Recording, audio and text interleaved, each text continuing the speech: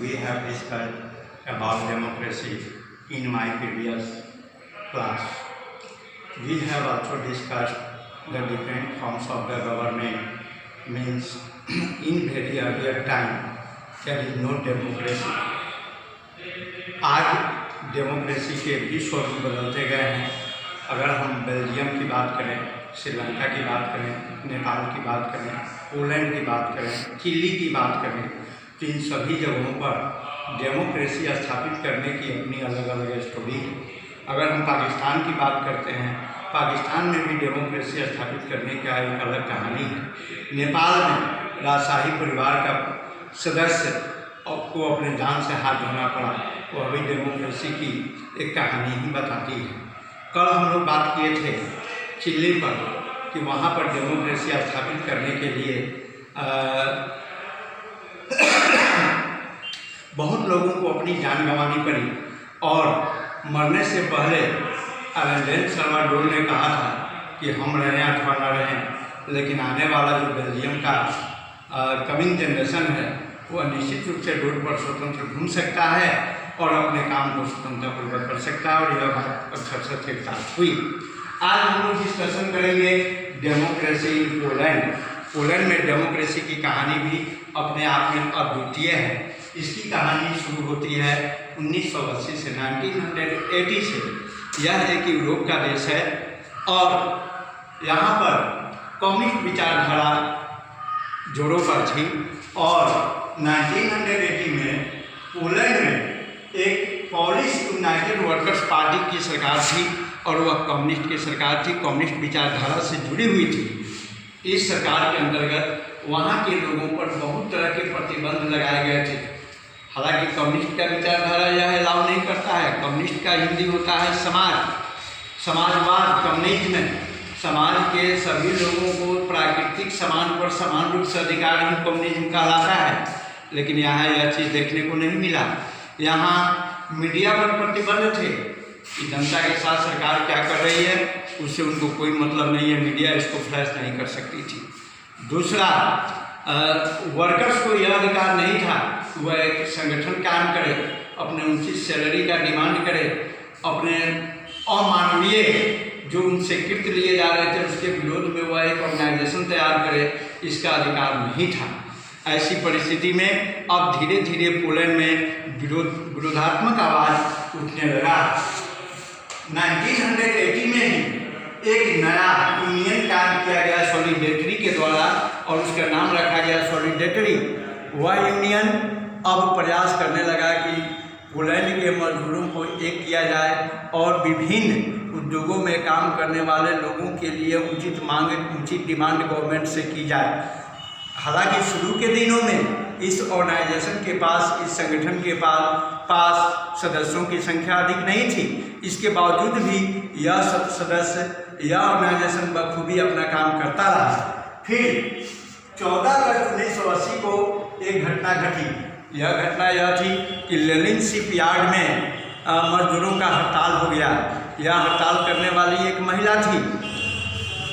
इस हड़ताल को दबाने के लिए पोलैंड की तब की सरकार, कम्युनिस्ट की सरकार, वहाँ के इस महिला वर्कर को उसके नौकरी से निकाल दिया। हालांकि यह आंदोलन दब जाना चाहिए, लेकिन आधुनिक युग की पुकार ऐसी नहीं थी। आधुनिक युग में कोई किसी से दबने के लिए तैयार नहीं था। सभी अपने अधिकारों की मांग कर रहे थे। सब मानवीय पूर्वक जीवन जीने के लिए बेचैन थे।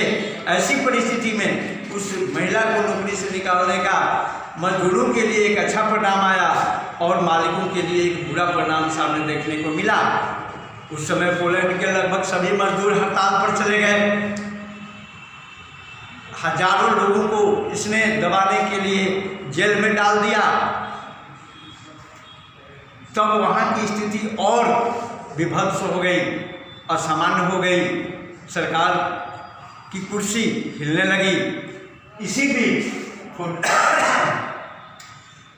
अगस्त 1980 में शिपयार्ड में जो लीच वालेसा के द्वारा आंदोलन किया गया था उसका परिणाम दिसंबर 1981 में martial law imposed by the general Jaruzelski to martial law लाया गया। मार्शल लॉ का मतलब यह होता है कानून नहीं बनाना, बस अगर कोई घटना घटती है तुरंत उसके आलोक में ऑर्डर करना और उस ऑर्डर का कंप्लायंस कर देना, यही मार्शल लॉ होता है। इस मार्शल लॉ के खिलाफ चूँकि वहाँ के मजदूर अपने मांग को लगातार मांगते जा रहे थे, जगह जगह पर उनको क्रैश किया जा रहा था, मार्शल लॉ के द्वारा उन्हें पकड़कर जेल में डाला जा रहा था, उन्हें यातनाएं दी जा रही थी, उनकी हत्याएं की जा रही थी। इस मार्शल लॉ का घोर विरोध हुआ पोलैंड में। तब दिसंबर 1981 में मार्शल लॉ इम्पोज कर दिया गया और 1988 में second strike organised by the Solidarity, एक दूसरा आंदोलन, दूसरा हड़ताल इसी सॉलिडेरिटी के द्वारा आयोजित किया गया, जिसमें लगभग लाखों लोग शामिल हुए और इसने अपने पूरे शक्ति का प्रदर्शन किया। तब जाकर कम्युनिस्ट पार्टी की सरकार हिल गई, उसकी जड़ें हिल गई और जुलाई 1989 में एक इलेक्शन हुआ, जनरल इलेक्शन हुआ, जिसमें वहाँ की जनता वोट के लिए आगे आई, अपना मतदान किया और यह इलेक्शन 100 सीट का हुआ और उसमें 99 सीट प्राप्त कर सॉलिडेरिटी पार्टी सरकार सत्ता में आई और वहीं से पोलैंड में डेमोक्रेसी की कहानी स्टार्ट होती है। यदि दुनिया में हम यह कहें कि मॉडर्न डेमोक्रेसी की स्थापना कहाँ पर हुई, तो इसके लिए एक ऐसे देश का नाम आता है जिसे सुनकर हम सभी आश्चर्यचकित हो सकते हैं, वह है न्यूजीलैंड। क्योंकि ये जो डेमोक्रेसी अपनाने की बात है, आखिर इस डेमोक्रेसी में ऐसा क्या था कि आज दुनिया के 112 देशों में से लगभग 170 देश में किसी न किसी रूप में डेमोक्रेसी स्थापित कर दी गई है।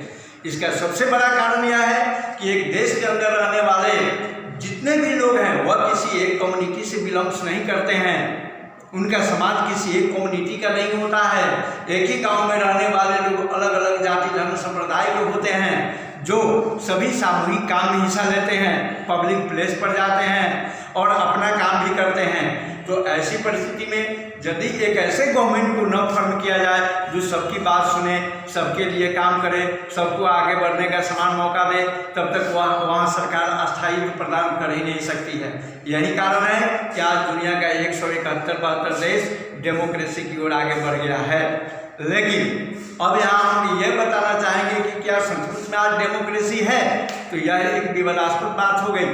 डेमोक्रेसी के अंतर्गत आने के लिए सबसे पहला इसका कंडीशन है कि एक डेमोक्रेटिक देश में इलेक्शन का होना निश्चित है, जहाँ कहीं भी किसी काम के लिए अगर रेफरेंडम लिया जाता है या फिर प्रतिनिधि चुनने के लिए चुनाव कराया जाता है तो वहाँ पर डेमोक्रेसी है। जहाँ पर चुनाव की प्रक्रिया नहीं है वहाँ डेमोक्रेसी नहीं है।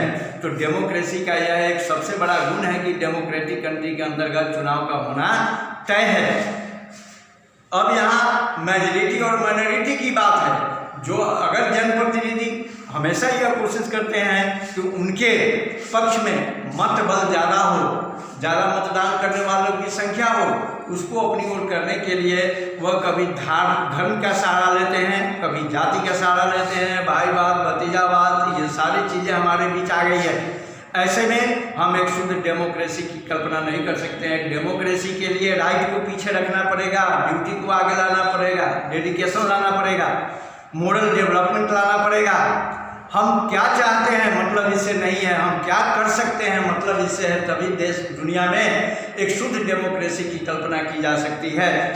अब जहाँ तक पूरे दुनिया के लेवल पर भारत के डेमोक्रेसी की बात हम करें तो आज हम गर्व से कह सकते हैं कि दुनिया के लेवल पर भारत की डेमोक्रेसी सबसे उन्नत है, क्योंकि यहाँ पर दोनों तरह का सिस्टम डाला गया है। हॉरिजॉन्टल पावर शेयरिंग भी है और वर्टिकल पावर शेयरिंग भी है।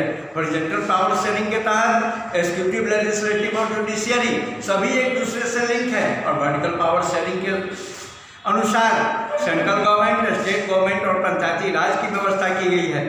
यह इस दिशा में काम करता है कि जनता के करीब पहुंचकर उसको ज़्यादा से ज़्यादा लाभ पहुंचाने का काम करता है और जनता की वास्तु की स्थिति उस तक पहुंच जाए, इसकी वह कोशिश करता है।